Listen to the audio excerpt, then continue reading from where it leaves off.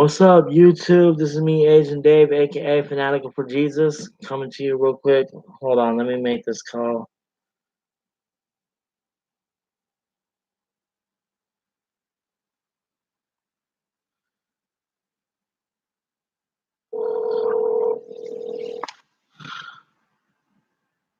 Hello.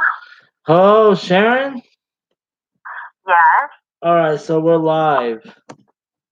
Awesome. Okay, cool. Yeah. I have So Sharon.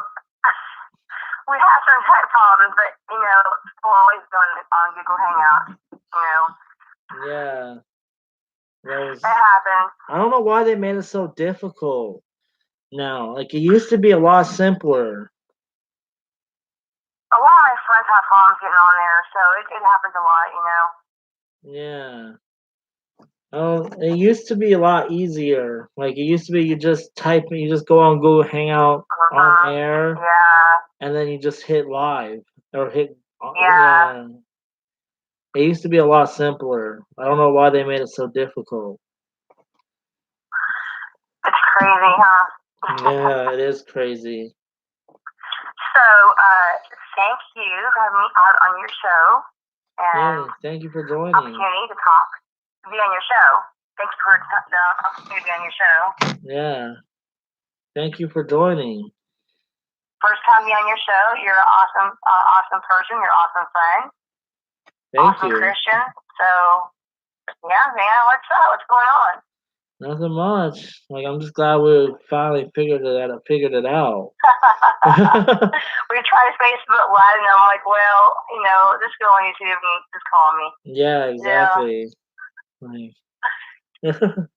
So, do you want to kind of have this started by you? You want to go ahead and start this, or I don't know. It's your show, man. I was thinking maybe. I mean, we have questions for each other. I was thinking we can go question by question. Like, I ask a question, right? Then you answer it, then you ask me a question, and then I answer it, and we just go back and forth. All right, no problem. Yeah. So I'll go first. My first question is, how did you get saved? I was about 6 in Florida. Oh, wow. And I realized, who God was, and my mom had given me a long, talk about what God does for you and how He helps you, and He saves you from hell and damnation, and it's a good God.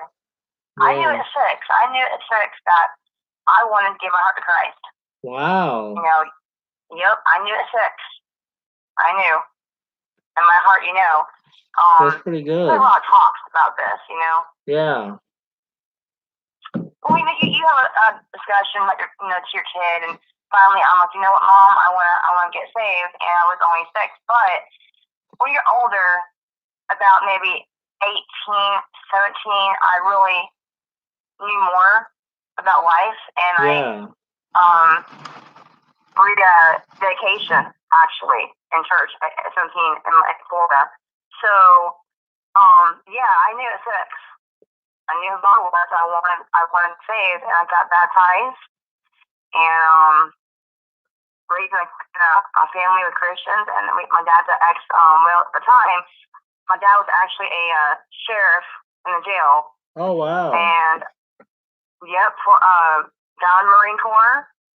I went to the academy, and then became a sheriff for BSO in Broward County, Florida.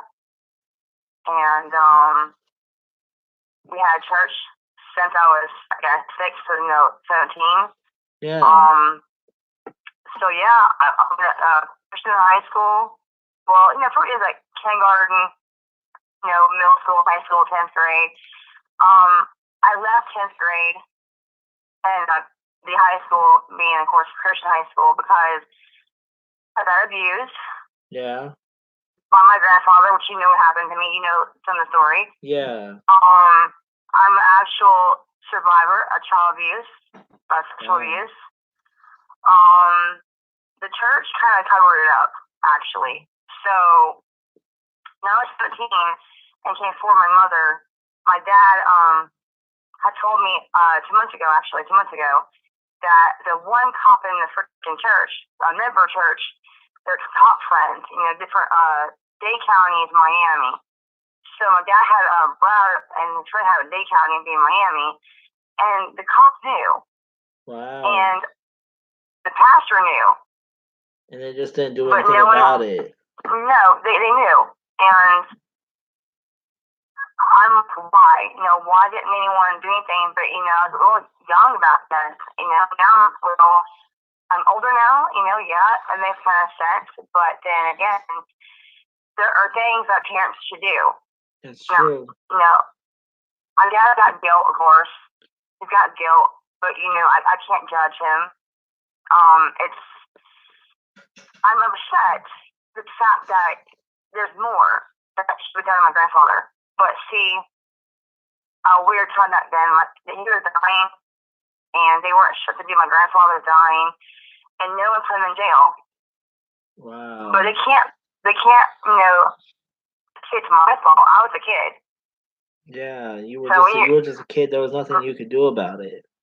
Yeah, my grandfather and grandmother lived on other coast in Clearwater Beach, Florida, by Tampa, Florida. So every time we had school, a school vacation, a school break, travel to Clearwater, Florida, at their house, and sometimes to my house, and we were in church.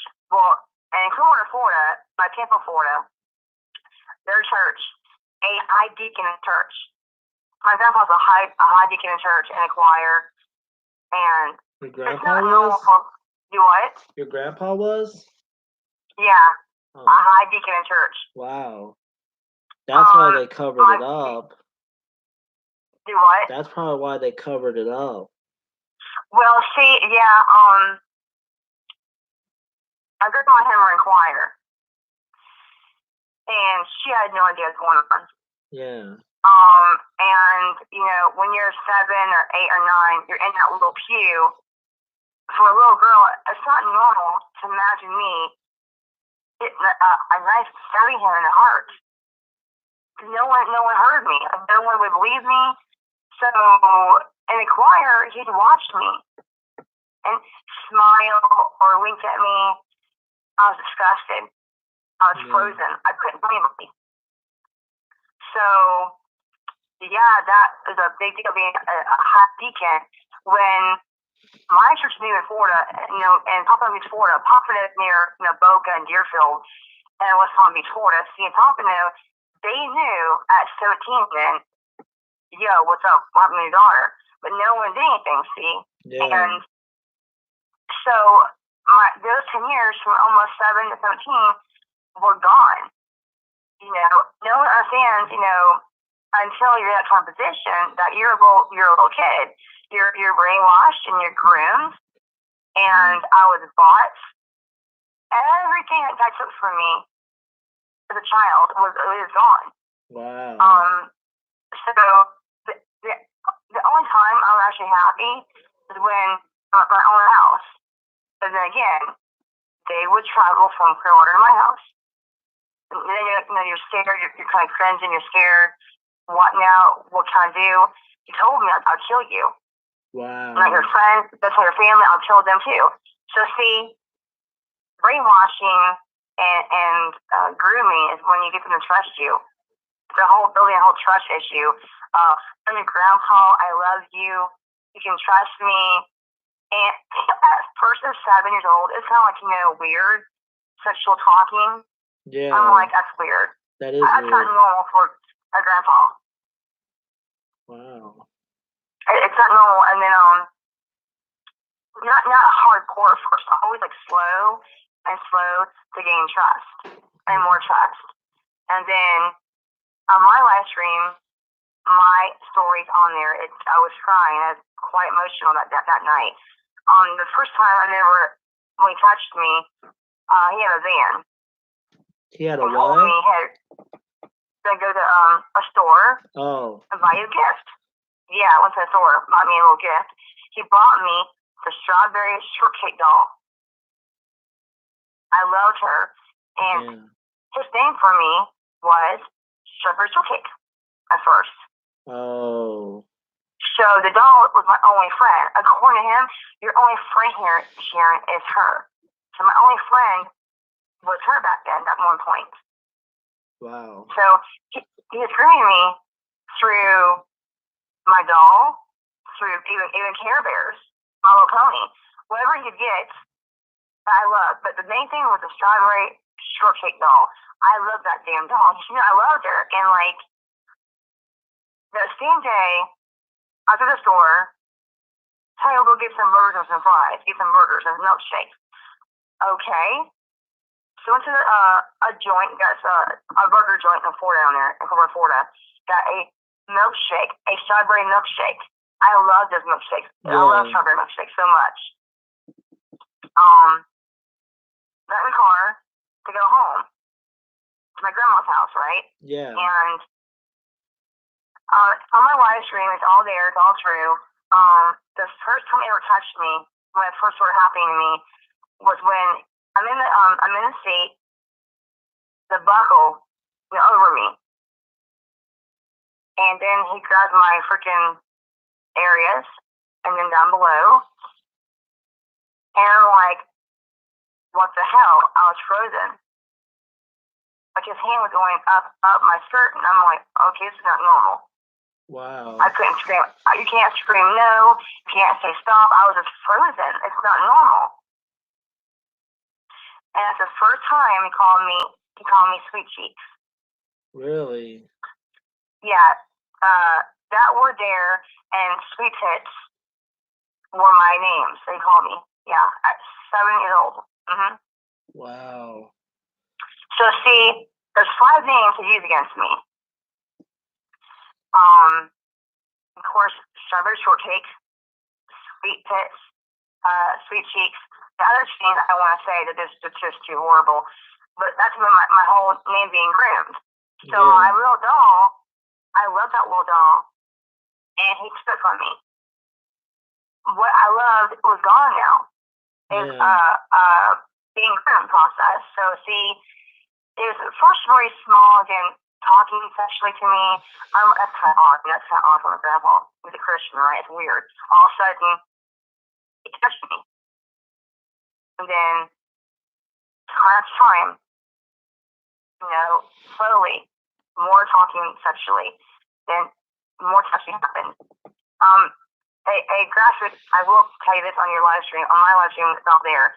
The one incident that I remember very, very clearly, and this is very graphic though, but it's of course true. One time that my grandparents came from Clearwater to Pompano Beach, Florida, to my house, and mind you, my brothers were not there. Yeah. They're already out of the house. Just me. I'm the baby. I'm the target. So it's just me there. My mom and grandma went to the some kind of place somewhere. My dad's at work, being a sheriff at the jail. So my mom trusted my grandfather, and I remember that in the room, he's like, "Hey, strawberry shortcake." I'm like, "What do you want?" He's like, "Oh, he called me a bitch. He called me a little bitch." Behind my bed, I was trying to hide behind my bed, and I get to me, call me a little bitch. He did. What the hell? Yeah, and it made him mad. He looked in my room. He left. I passed out with a little nap. I passed out with a little nap, whatever. Then I wake up, and my grandpa got his right hand on my neck, on the bed, holding me down. I couldn't move. What the shit? Wow. All true. The left hand was somewhere else below, touching my little areas. Yeah. So that's the most tragic thing beyond the whole van issue. I mean, it's like we got one guy that's like really tall, really big and heavy. You're a small little girl. The one hand on my freaking neck, holding me down on my bed, and the other hand down below, obviously. I couldn't move. I was crying. I couldn't move. I was just going to kill me.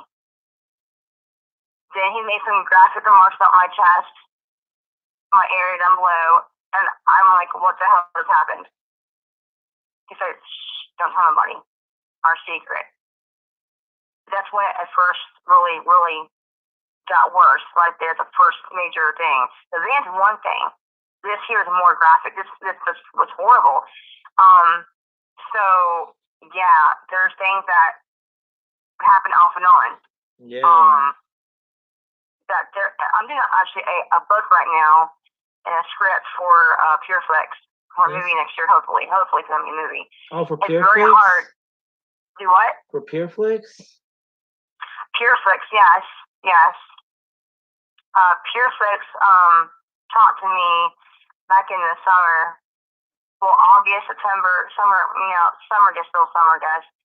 And told me I got my own story and my abuse, and told me, I'll tell you what, get your script done, and once done, send it to me right here in my email. I said, well, yes, ma'am. But it's hard. It's hard right now in your story. Because I cried, and more cried. It's hard. Yeah. To explain when you're almost 7 and 17, those years, and you're trying to heal. I am trying to heal from this, but you're healing, but also you're crying, you're facing your demons. Yeah. Because that's my childhood. That is. Yeah. And yeah, I mean, like, you sit here and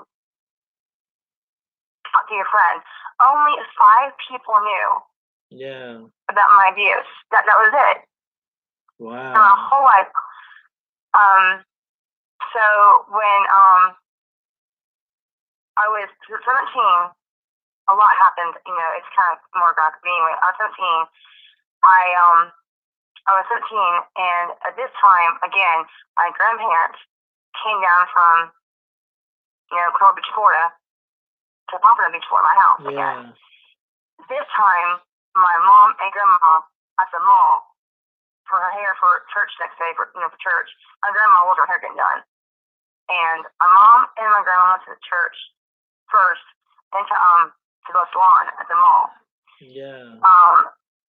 My mom had to go to church to get some tables set for a party that night at church. A church function, a party, whatever. So I begged her, take me with you. You don't feel good. You got a little bit of fever. You got to be here, your grandpa. I'm like, no. Let me go with you. No, honey, you're ill. So I was kind of sick. I couldn't go anywhere. So I was forced to be home with my grandpa. That's not good. That's awful. But my mom didn't know what's going on. My mom had no idea what's going on. So I had a little bit of fever. My grandpa was watching me, but in bed, in the bed, of course, asleep. Yeah. I begged her, no, let me go with you. And I couldn't go with her. So when they left in the car, I got my little snacks. Yeah. I got a pot. I'm not lying to you about this. I got a pot to pee in case the man got after me. Wow. I got a knife. Went to the back room, the old back room, in my brother's old back room up there. I went on the room, and I had a door locked. The knife under my pillow. I sat there, my snacks, and whatever. I was reading a book, whatever. I could hear him coming. Very heavy steps. Yeah. A very tall man, a very big man. So again, very heavy steps, like boom, boom, boom, like a horror movie. I kept saying, please God, no, let me hide more. I don't want him finding me. I'm very quiet as a mouse. I could hear him go, Sharon, strawberry shortcake, where are you, honey? Wow. Yeah. Yep. Closer and closer, he's coming to the door. And I never even cussed. I never cussed back then. I didn't cuss. And Yeah. I cussed to vocally, like, leave me alone and then go away. And he had maybe a screwdriver, I'm not sure, to jimmy the doorknob. And I'm like, Yeah. call him a bastard. I call him a bastard. I was cussing. And I'm like, get away, you bastard, you dirty old man bastard. Come on, Sharon. Let's play, Sharon. And I kept saying, Wow. God, no. Let me die now. Or something. I can't no more. I mean, this is wrong. I was crying. And I called him a bastard again. Yeah. And, and then I hear a car pull up. I'm like, thank God it's not my mother. Well, they pulled in the driveway. My mom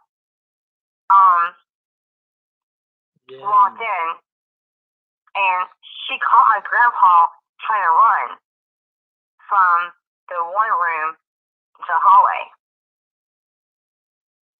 And I'm like, just like frozen. I'm terrified. I was crying. Sharon, I'm like, oh, no, I'm okay. I'm okay. And what the hell's going on? And give me that little look, like, don't tell no one. I'll tell you kind of look, So I could do anything. Well, my grandma and grandpa left the house to go back to Florida. I'm quiet in my room crying. Yeah. What do I do? What can I say? Someone, I need a voice. Someone help me on this. And finally, I'm like, Mom, I gotta talk to you. And I told her what happened. Yeah. What's been going on? And she freaked out. Yeah, she was appalled and crying, and she on my bed talked to me, told me, well, I thought that half I was in counseling. I'm like, what? For what? Oh. My grandpa should be in counseling, according to my mother. I'm like, well, why? What did he do? Mom told me that he had touched her as a child. Wow, that's awful. I don't know. I think we should go on to the next question. Yeah, sure. Yeah, go ahead. Yeah. Did you have a question for me? I know about our parents. Do you want to know about that issue? About the what? Our parents. Our parents? Your dad and my mom. I'm not sure what you mean. Like my mom. Well, how I have the burden that I feel like my mom's death is my fault. Oh yeah, like I feel like my stepdad. Like I feel like I'm responsible for my stepdad passing away because I went to church that Sunday morning when I was taking care of him, and I made him some breakfast, and then I went to church, and then he has muscular dystrophy, and he was blind too, and when I came home from church, there was blood all over the kitchen floor, and I ran to his room to check on him, and he said he went to throw away his plate and he tripped over a chair and hit his head. And I asked him if he wanted me to call 911. He said, no, I'm fine. And I just thought, okay, he's fine. I just left him alone. And then he died later on that day. And to this day, I still feel responsible for his passing away. Like I still feel like it was my fault. Like I should have called 911 right when I found out he hit his head. Well, see, with your dad and my mom, it's like I had a burden on my mom, how she died. I should have been there for her too. They'll tell me, oh, not your fault.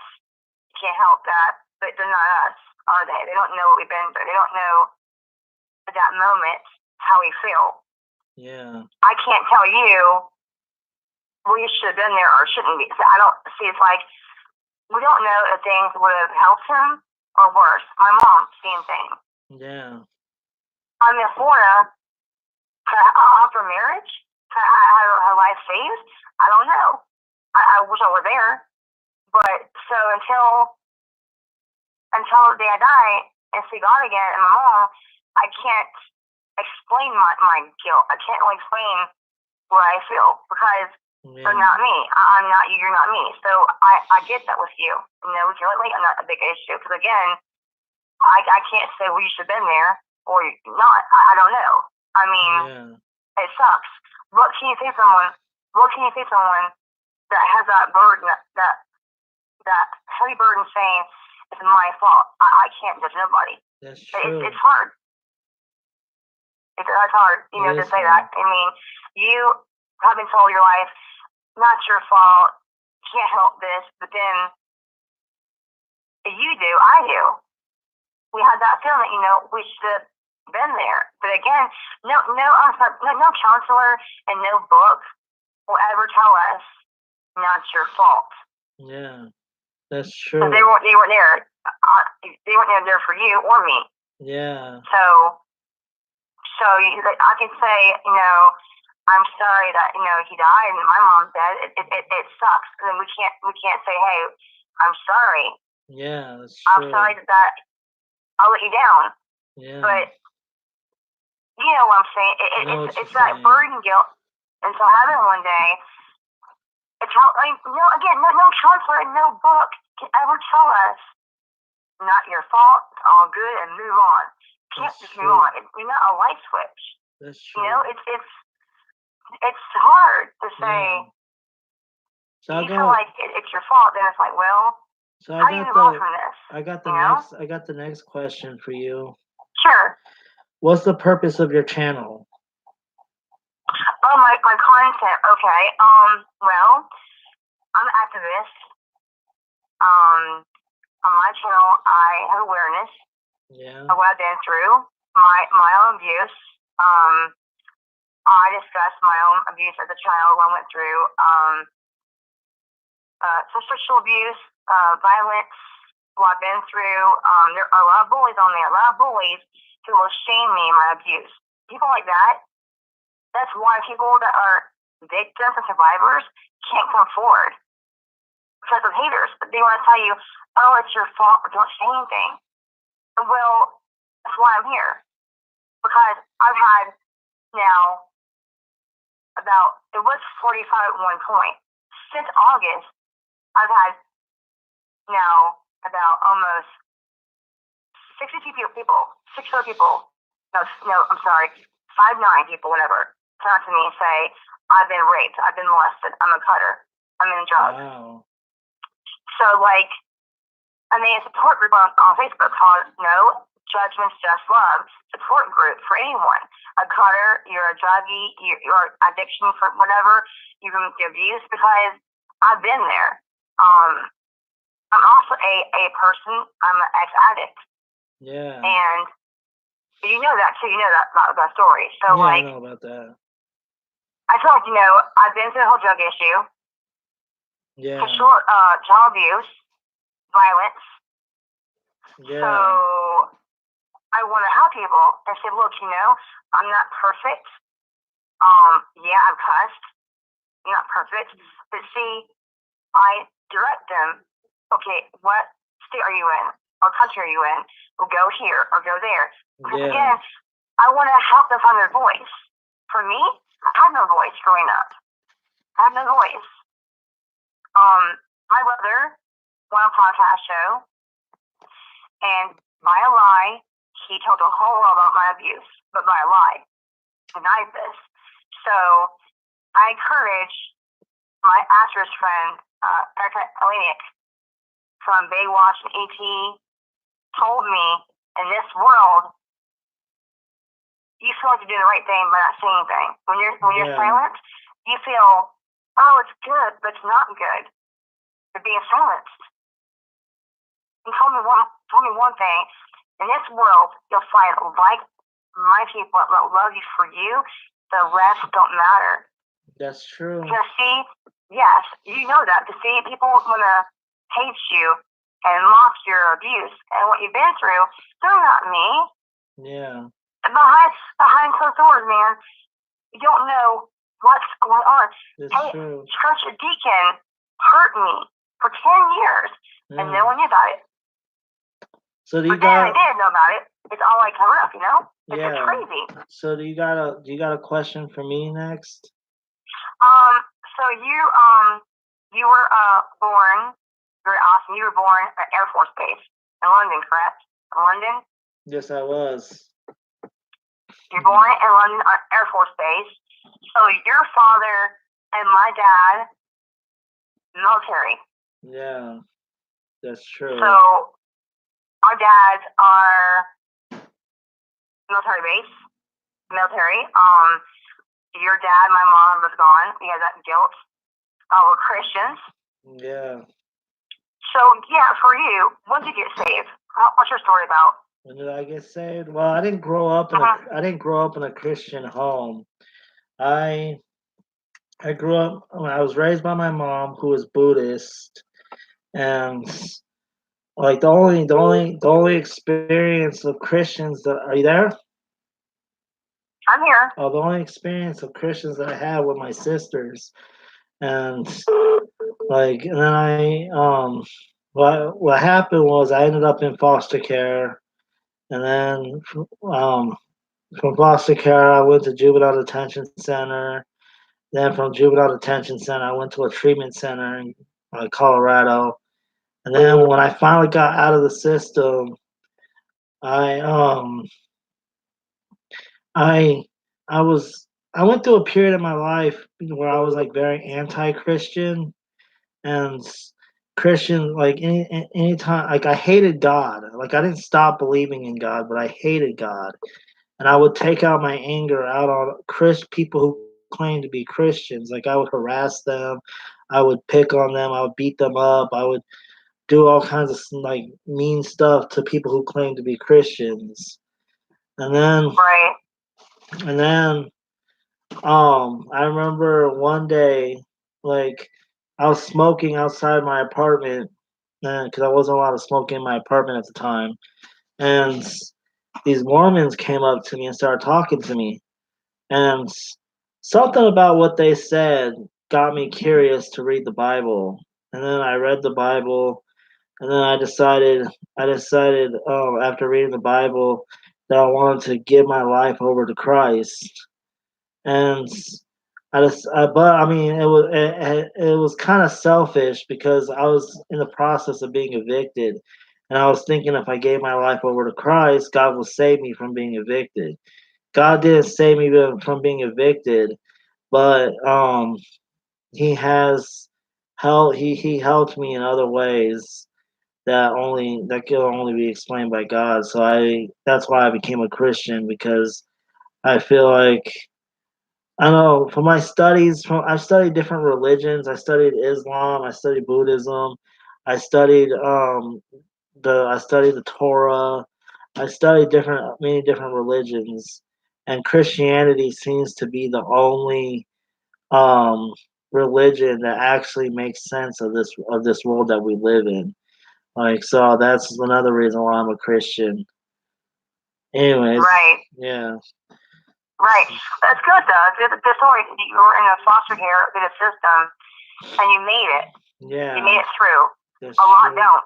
That's A true. lot don't. They're in a drug, alcohol, or suicide. Yeah, that's true. So you got a reason for you. You got a plan for you. Yeah. So my next question for you is, who do you advocate for?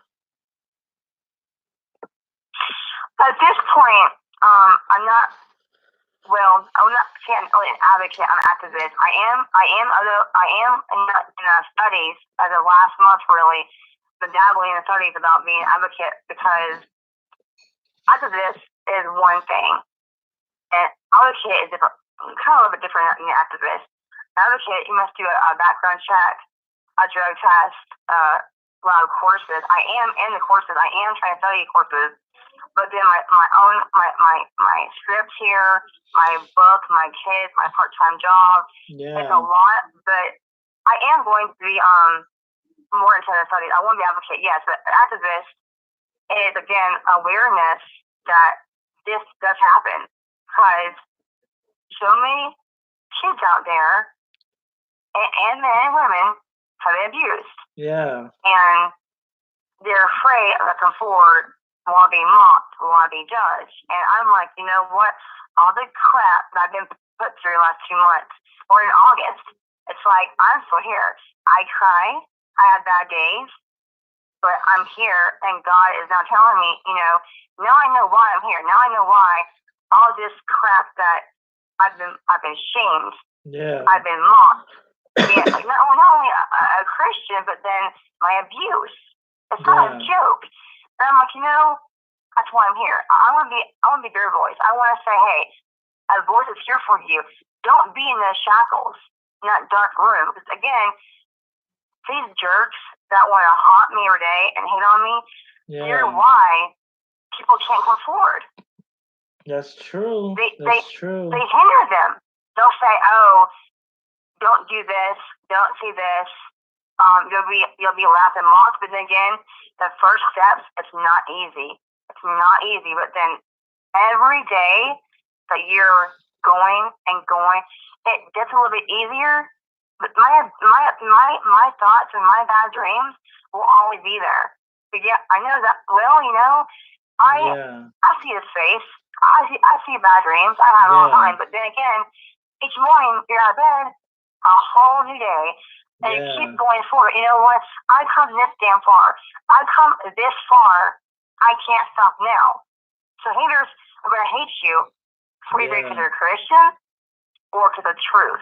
What's my truth? I'm a Christian. I was abused, and they don't like this. They'll call you names.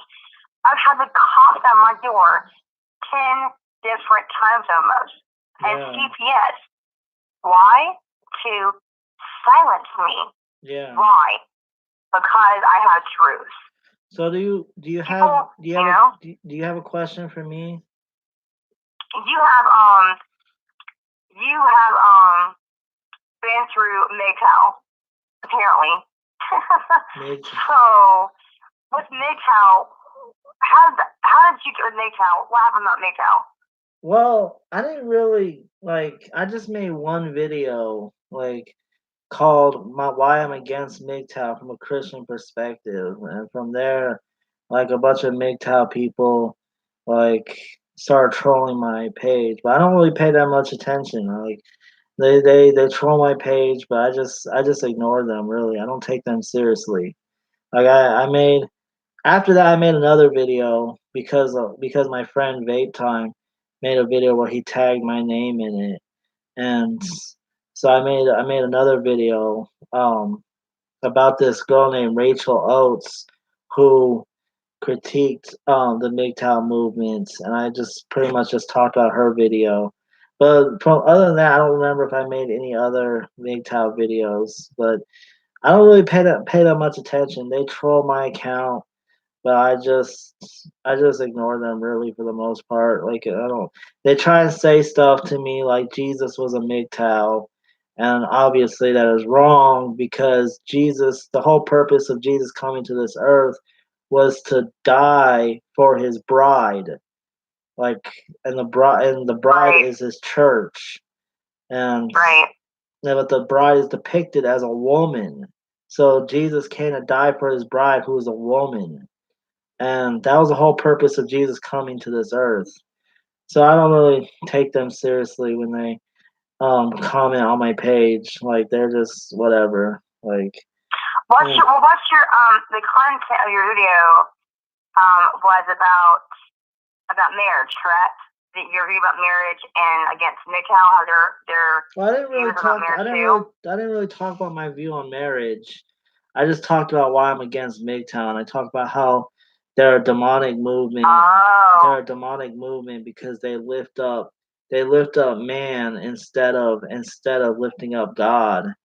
And that's why they're demonic. That's why I feel like they're demonic. And then a lot of the big MGTOW channels that I see,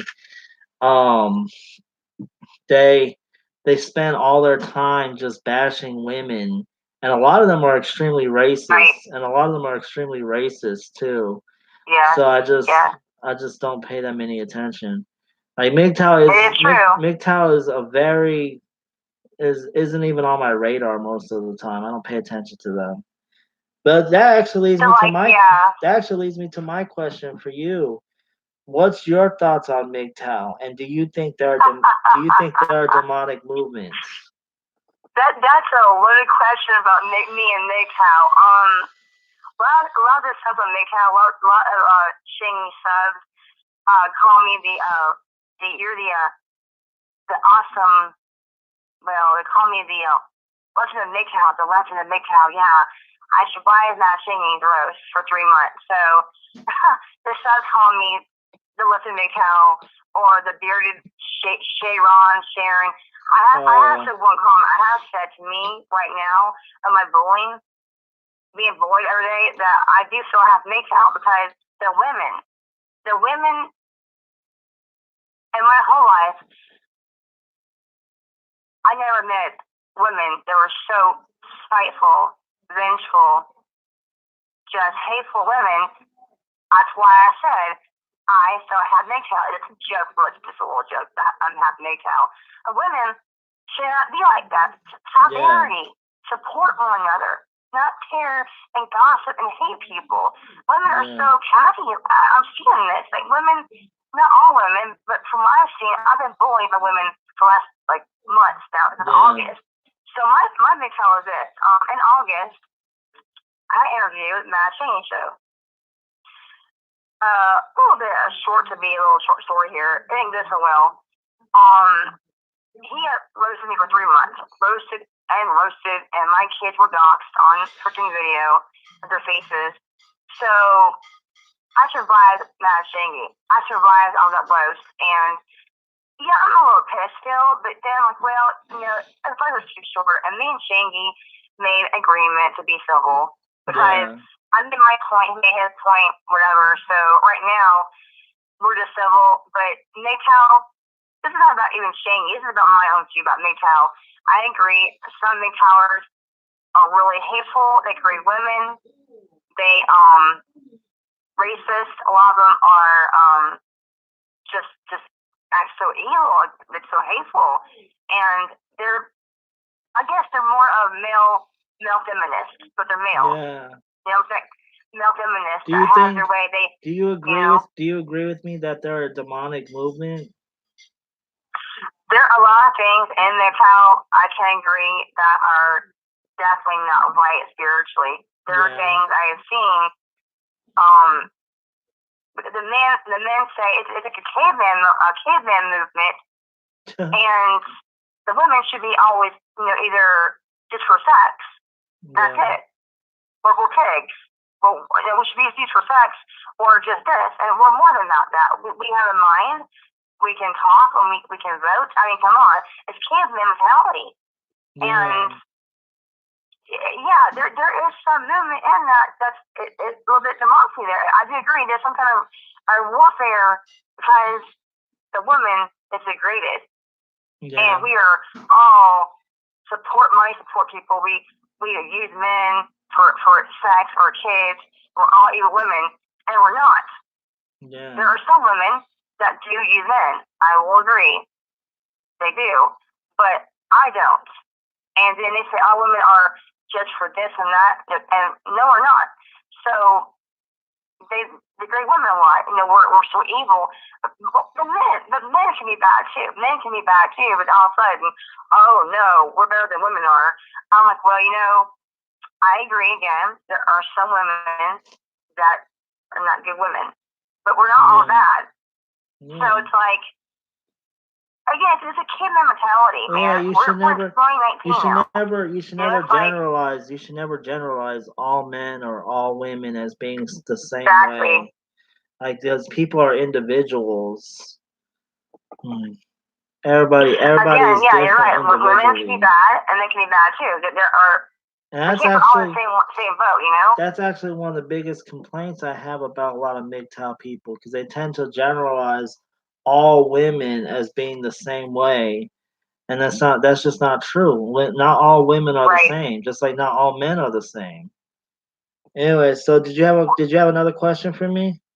Yeah, I think that it's very, very unique for you being Asian, and you really uplift black women. It's awesome, I think. It's very awesome that you give the community women a good name. You give them a lot of props, a lot of respect. That's good though, because you always hear the race. They make fun of blacks or whoever, even whites or Asian or whatever. They're good women too. They're black women. They're good. That's true. Well, like I've always loved black women. Like ever since I was a kid, like my very first crush was Brandy.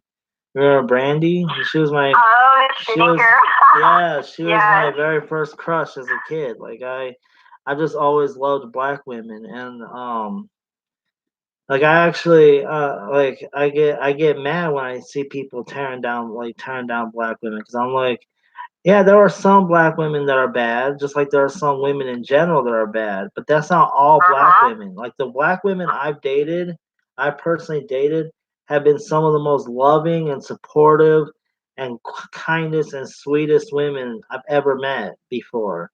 And like they've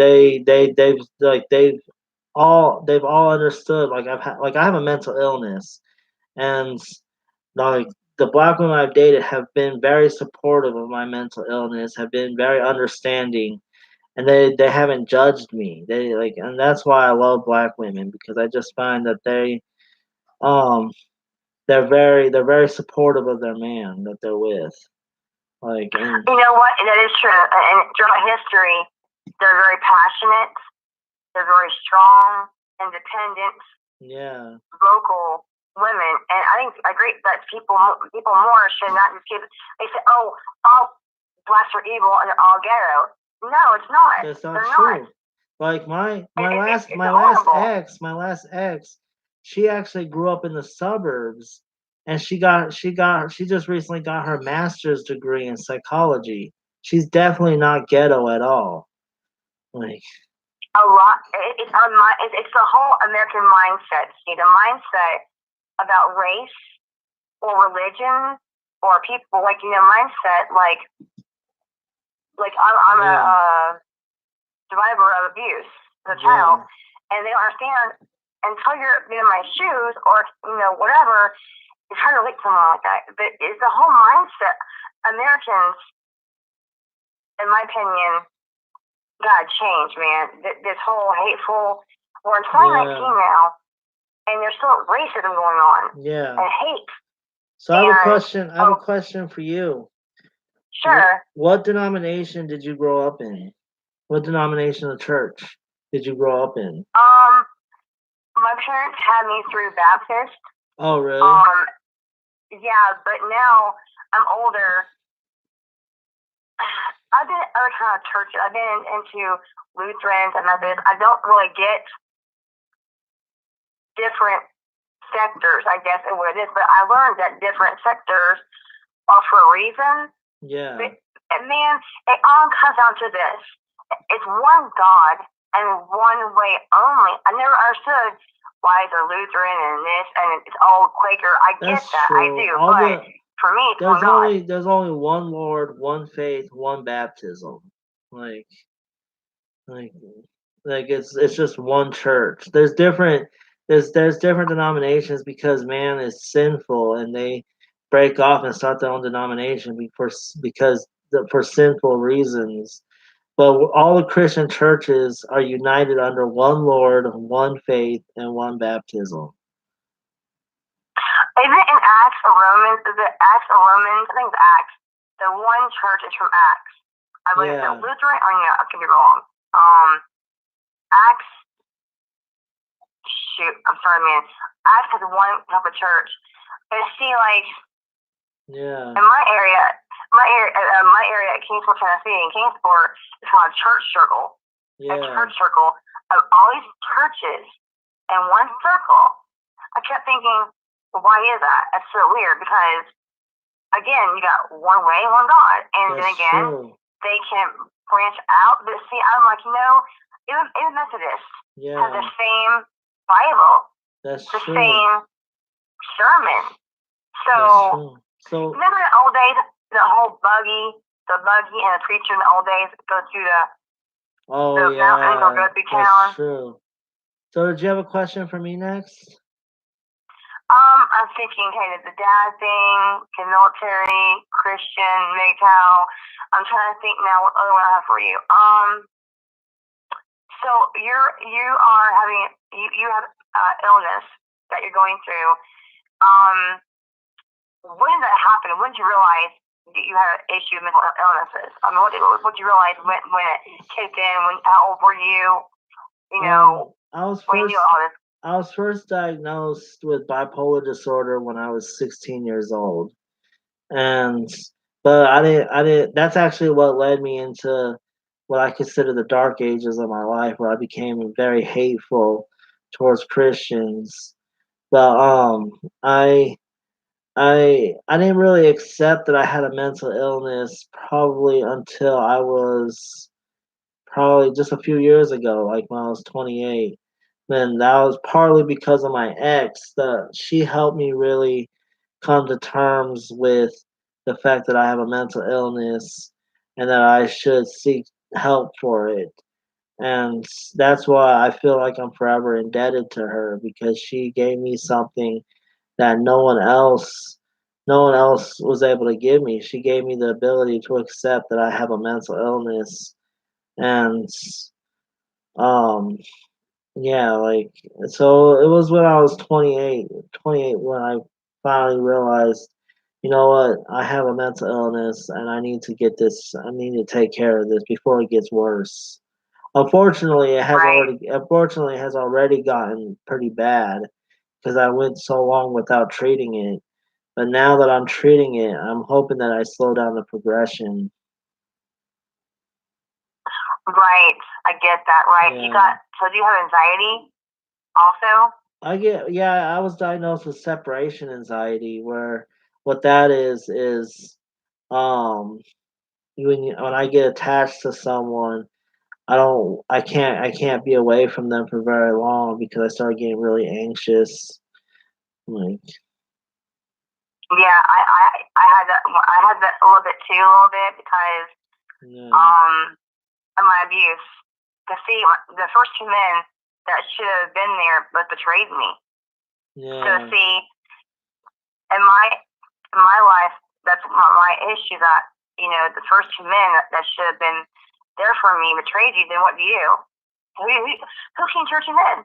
When your yeah, grandpa and your father should be there for you, then the two most stable men in your life that you love, yeah. one abused you and one kind of like, well, it's Well, abandonment the issue. See, that actually it leads is. It's like, well, that actually okay, leads then you know. that actually leads me to my next question. How did you heal from your abuse? Well, after my brother betrayed me, that day was really bad. I was just been demons. I was crying. I was screaming in my room on the floor. I got a picture in my live stream. It's me, mom, grandma, and grandpa, and my hand on his stomach for grooming. He groomed me, make Yeah, him happy. And I was screaming his name. And I said, John Fleener, even in death, no more will you take from me. That day was horrible, but I had to face that day. And my yeah, healing process was right there. When I had the person that abused me, yeah, you gotta say, look, so and so, you hurt me, and no more. The first step was not easy, but I had to, and then I called my father and my aunt and confirmed things. I yeah, cried, I screamed, my father, why were you not there for me? A child, my whole team were messed up. Like, why? I'm not normal, I thought. And then I prayed. I mean, God has helped me a lot in this. My own kids, my daughter that's 15, had a lot of talks about this. And I said, I didn't realize the other half of the story. I was so angry my whole life. I thought my dad hated me, my mom hated me. But now yeah, I do know my mom and dad were both victims themselves. yeah. Mm-hmm. And All true. because you realized that helped you heal. When mom Mom's been gone for a long time. She's been passed in '01, died in '01. Oh, So see, I can't talk to her. yeah, I can't say I'm mad at you or I hate you or I forgive you. So yeah, it's me and my dad. So that whole strain there was a bad strain for years. My dad had guilt. I had hate for my dad. Now it's like yeah, we were reconnected and we talk a lot. So me and him have been healing, and I have good friends. Now I'm now in therapy again because therapy I didn't trust nobody. See, in yeah, therapy, someone did in therapy. A therapist did tell someone my privacy issues yeah, they had in trouble. So therapy can help you, but for me, I was like, what's the point? yeah. Because see, they're paid to tell you how to feel. They can't help you. But But for me, therapy it's hard. therapy is there to guide you. No, they don't tell you the right answer, but they're there to guide Right. you to the right answer. You're Well, supposed to. now being almost 40, yeah, now I'm seeing, I'm trusting people. I'm trying to trust Yeah, people because when the woman was, blah, blah, my privacy, it was hurtful. It betrayed me. yeah, So see, it kind of shut down, like, who can I trust? So I yeah, said, screw therapy, but for me. For others, I do say go to therapy, go to pastor, go to the priest, go to someone yeah, you trust. Because again, for me, I had no one to trust. But now, yeah. through my friends and family and therapy, again, That's the good. victims that come to me on my own Facebook or Twitter, Instagram, told me I'm a victim survivor. I'm Yeah, healing through also them. On that's YouTube, I good. say, I got a bad day today or a good day today. And people So, are supporting me on YouTube, and my subs are yeah, seeing that it's not all about drama. that's It's also true. a good content. So, do you have a question for me next? Um, let's see here. The mental health. I'm trying to think. So, for what you go through, what do you do for your hobbies when you come anxiety, or what do you do when you're overwhelmed and you can't think right? Maybe what do you do? I take a shower. I read a book. Some of the things I do to calm myself down when I'm feeling overwhelmed. I take a shower. I read a book. I'll watch random YouTube videos. I'll go on a walk. Um, I'll smoking cigarettes has really helped me when I get overwhelmed. When I'm feeling really anxious or like just having a lot of overwhelming feelings, I'll smoke a cigarette and that'll calm me down. I'll talk to a friend. I'll call a friend up and talk to them and tell them I'm feeling overwhelmed. Those are some of the things I do to calm myself down. You stay Uh, kind of busy, stay busy, and keep going. See, the whole point is this: me and yeah, you have a lot in common, and through all our crap through our life, it's like people are drawn to one another for reasons. yeah, And so, my mom's whole thing is this: a lesson or a blessing, because you'll have haters that will hate you, that will hate me. But see, when you're a Christian, we know what's going on. We know that that's people true. that love us will be there for us and say, okay, haters will always hate you. Yeah, You can't always please the hater. You can't please everybody in the world. that's true. So So you keep going. my final question for you is, who have you helped? Well, I have close friends of mine that have come up to me Yeah, from a throne abuse. My one chick friend from Florida since fourth grade. Now at 21, and told her again, only 5 people knew her life. When I was 21, I told her, now here's the whole thing. My house was 2 doors down from her house. yeah, So my grandpa would molest me or something verbally, sexually. I couldn't tell her. So 21, I just cried and I told her. And she told me, oh my God, I'm me too. I said, what do you mean? And her babysitter, her, the child. So see, I said, okay, it don't matter how old you are. That anger or that hurt or that guilt, that shame is there. So I encouraged her at 21, hey, come forward. And she did. And since then, I've had friends come out to me from August, from that, the Matt singing show, August.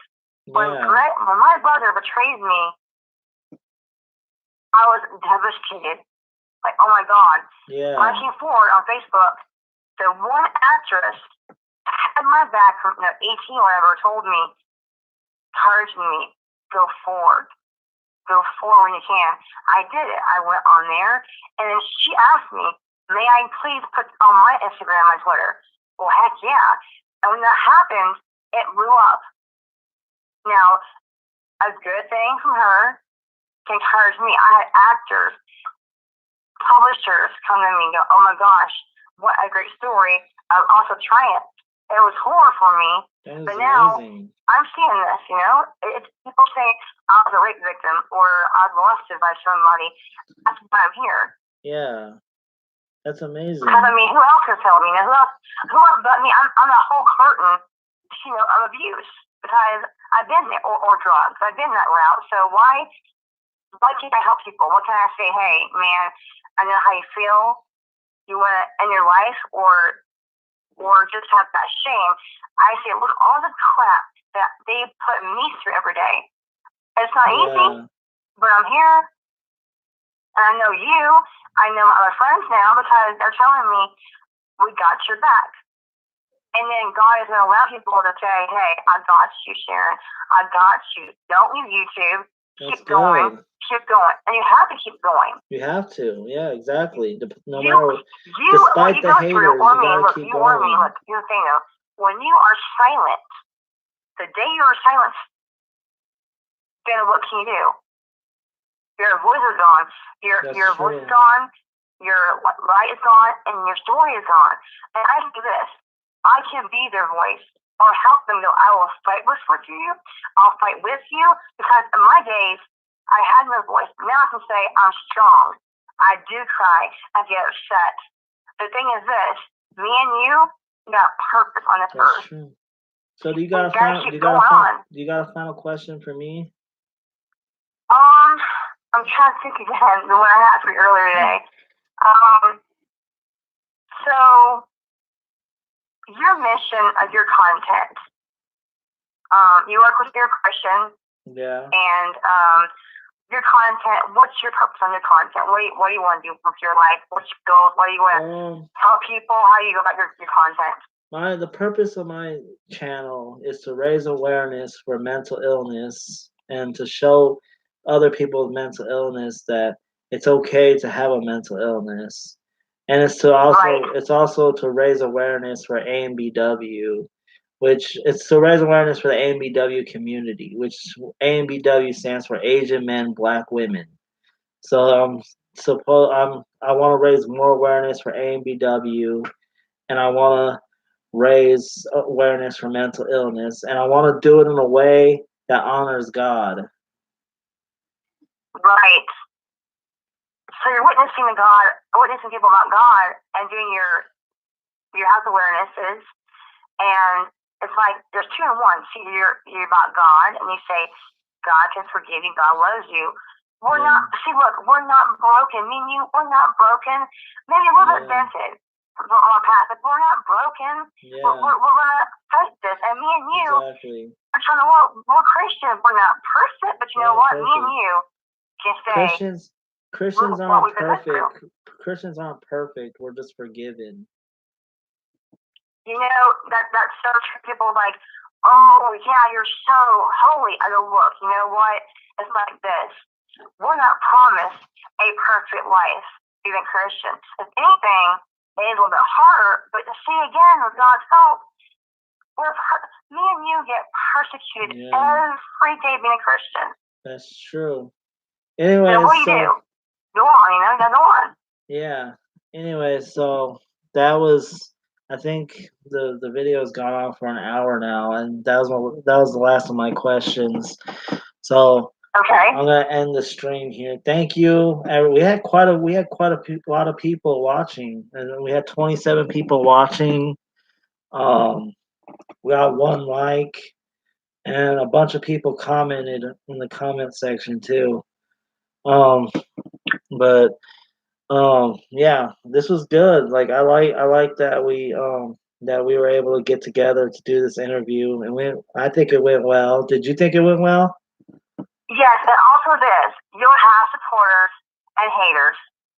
You know, the more hate you have, man, that means this. You're doing the right thing on your end and my end. That's all it means.